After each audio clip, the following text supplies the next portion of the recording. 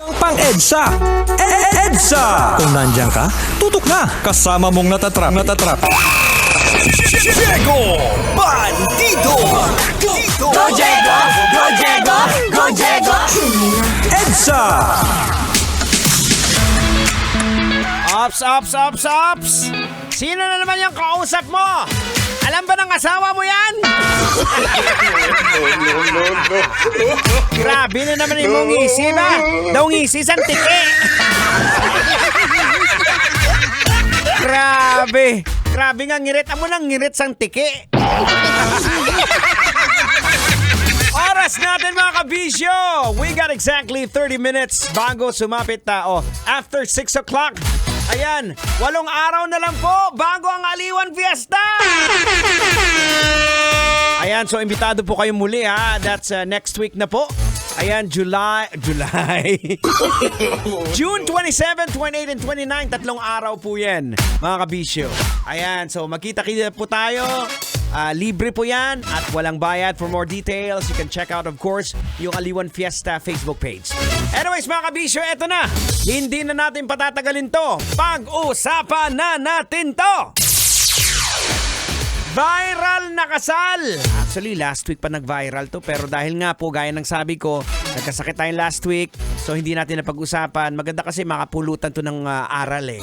Viral na kasal habang nagmamarcha pa si bride. At hindi ba nakarating sa altar? Abay nako, si Father, inumpisahan na ang seremonya. Oh no! Ayun, at umani po ito ng samot-sabring reaksyon sa social media. Kaya, it's about time. Tanga na logika na natin to. Ay, sige! Huwag mo nang patagalin yan! Makinig ka, kaibigan! Logikan mo na yan! Logika na yan! Logika na yan! Alright mga kabisyo, logika na yan. Anong leksyon ang ating mapupulot? Anong aral ang ating madudukot? Kailangan pa bang i-memorize yan? Boards, dapat basic kung sinasabi nating nasa Panginoon na tayo, dapat minimirror po natin yan eh. Kung ano yung ginawa ni Jesus Christ eh. Palagay natin, di ba? Palagay natin na kasalanan ng ikakasal na na-late siya o na-late sila. Pero di ba, si Lord sa kabila ng mga kasalanan natin, open pa rin siya eh. Yung invitation na bumalik loob tayo sa kanya eh. Di ba? Hindi niya naman tayo, hindi na pwede, bawal na, close na. Wala naman ganun ah. Well, in fairness naman kay Father, may tuhog nga din si Father kasi after the wedding, may patay naman na nakasalang. Well, to be honest po, ito po ang hindi po ako sang-ayon sa ilang ginagawa ng simbahan Katolika. This is not an attack. Once again, ito po ay based on my personal experience. Gaya po ng namatay yung tatay ko na kinabukasan ililibing. Wala po akong pera, wala po kaming pera pambayad sa panlibing niya. Hindi po talaga pwedeng ilibing hanggat hindi ka nakakabayad. So, nangyari, ayun, si Diego, kung saan-saan pumunta, nangutang para lang maibayad sa simbahan at mailibing yung tatay ko. Parang ganun din po sa kasal. Pag hindi ka nakapagbayad, hindi kayo pwedeng kasal. Diba? Pero kaya nga mga kabisyo, diba, ang blessing ay dapat libre. Dapat po walang bayad. Diba?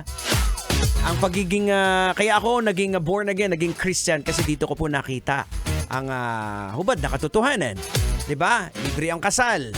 Libre ang patay, libre ang binyag.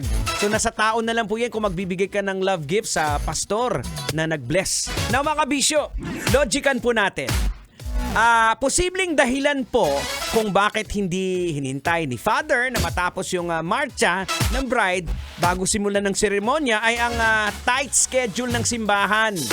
Mainam po na magkaroon kasi ng malinaw na komunikasyon at koordinasyon sa pagitan po ng lahat-lahat bago po ang seremonya upang maiwasan po ang ganitong sitwasyon. Kasi pwede namang sabihin, after ng seremonya, dahil na late kayo, ang picture-picture na lang ng mga family. Sa labas na lang, ang pwede lang mag-picture dito sa altar. Yung bride and groom, doon na kayo sa labas ng simbahan kasi susunod na, papasok na yung patay. Diba? Huwag nating idaan sa init ng ulo. Diba? Kaya tayo napapahamak dahil sa init ng ulo natin eh. Kaya mo, diba Boards, nung kabataan mo, mainit din yung ulo mo. O kaya maaga ka nakabuntis. Pastila. Ganun po mga kabisyo, i-mirror po natin kung ano pong ginawa na ni Jesus Christ sa atin. Ganun po sundin po natin. Hindi naman mainipin si Jesus Christ eh. Diba? Namatay pa nga sa krus dahil sa mga kasalanan natin. O kung nainip nyo, hindi sana bumaba sa krus yun. Oras natin! We got 34 minutes after 6 o'clock. Siyempre po yung nakatutok dito sa 90.7 Love Radio. Kailangan pa bang i-memorize yan?